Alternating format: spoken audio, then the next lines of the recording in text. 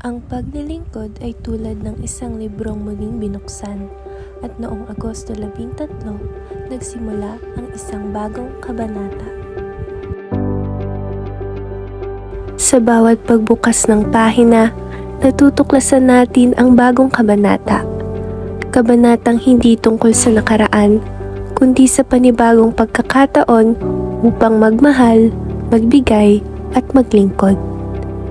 Ang paglilingkod ay isang kwentong patuloy na sinusulat.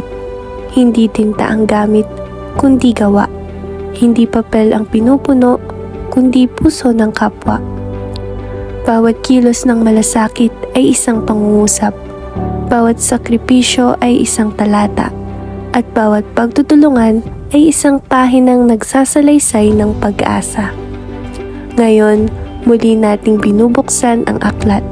Isinusulat ang bagong kabanata, isang kabanata ng pagkakaisa, ng pagbangon at ng mas maliwanag na bukas. At sa kabanatang ito, hindi lang iisa ang bida.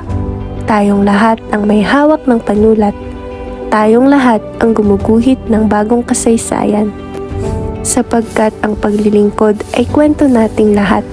At habang may puso tayong handang magbigay, hindi matatapos ang aklat na ito.